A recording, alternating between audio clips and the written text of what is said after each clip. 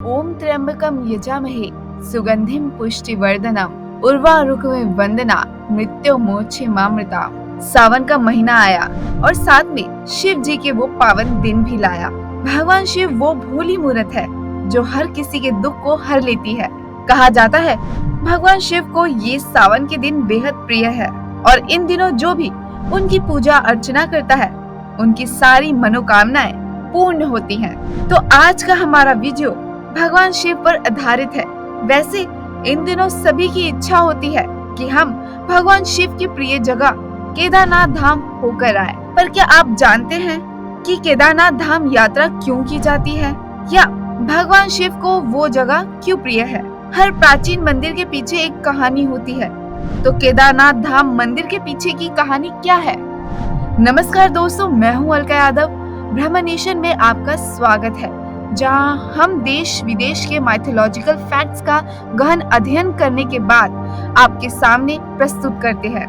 केदारनाथ मंदिर भारत के उत्तराखंड राज्य के रुद्रप्रयाग जिले में स्थित है।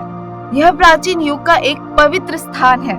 इसके आसपास बर्फ से ढकी ऐसी पहाड़ियां हैं जो अचरज में डाल देती हैं। धार्मिक मान्यता अनुसार केदारनाथ को द्वादश ज्योतिर्लिंग में 11वां माना जाता है। साथ ही यह सबसे पवित्र तीर्थ स्थलों में से एक है, जिनकी गिनती 4 धाम की यात्रा में की जाती है। इसे पंच केदार में भी गिना जाता है। 1000 वर्षों से केदारनाथ एक महत्वपूर्ण तीर्थ स्थान माना जा रहा है।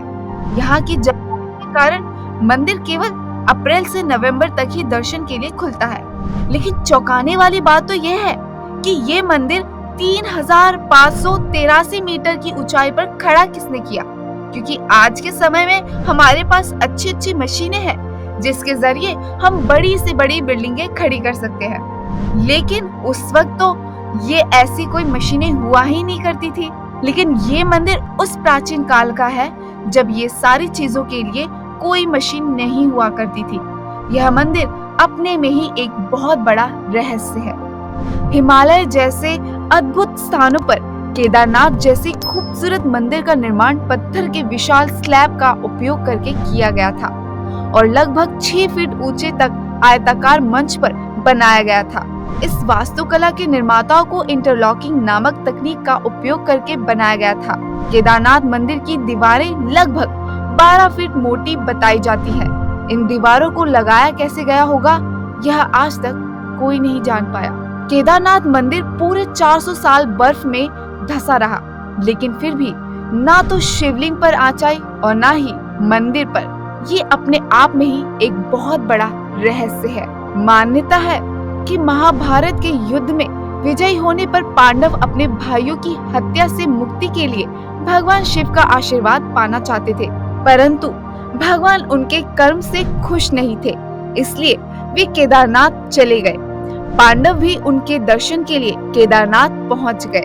पांडवों के वहां पहुंचने पर भगवान शिव ने भैंसी का रूप धारण कर लिया, जिसके बाद वे अन्य पशुओं के बीच चले गए ताकि पांडव भगवान शिव के उस रूप को ना पहचान पाए।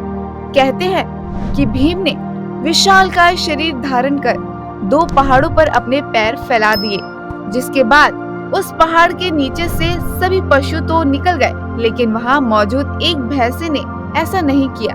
जिसके बाद भीम पूरी शक्ति से भैंसे की ओर झपटे, लेकिन वह जमीन में समाने लगा। तभी भीम ने उसकी पीठ का पिछला हिस्सा पकड़ लिया। कहा जाता है कि भगवान शिव ने भैंसे का रूप बनाया था। मान्यता है कि भगवान शिव पांडवों की इच्छा शक्ति से प्रसन्न हुए और उन्हें दर्शन देकर हत्या के पाप से मुक्त होने का आशीर्वाद दिया। बताते चले, इसका निर्माण पांडव वंश के जन्मेजय ने कराया था। इस मंदिर का शिवलिंग बहुत ही प्राचीन है। मंदिर में मुख्य भाग मंडप और गर्भगृह के चारों ओर प्रदक्षिणा पथ है।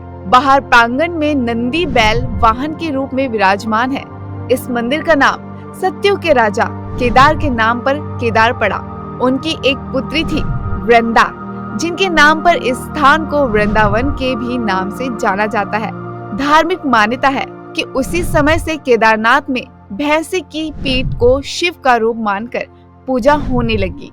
तो ये थी केदारनाथ मंदिर से जुड़ी कुछ रोचक बातें। आज का विषय अच्छा लगा हो तो वीडियो को लाइक और साथ ही साथ शेयर करें। अगर माइथोलॉजी के विषय पर आपको वीडियो देखना पसंद है तो ब्राह्मण नेशन चैनल को सब्सक्राइब करें ताकि हमारे आने वाले वीडियोस सबसे पहले आप तक पहुंचे।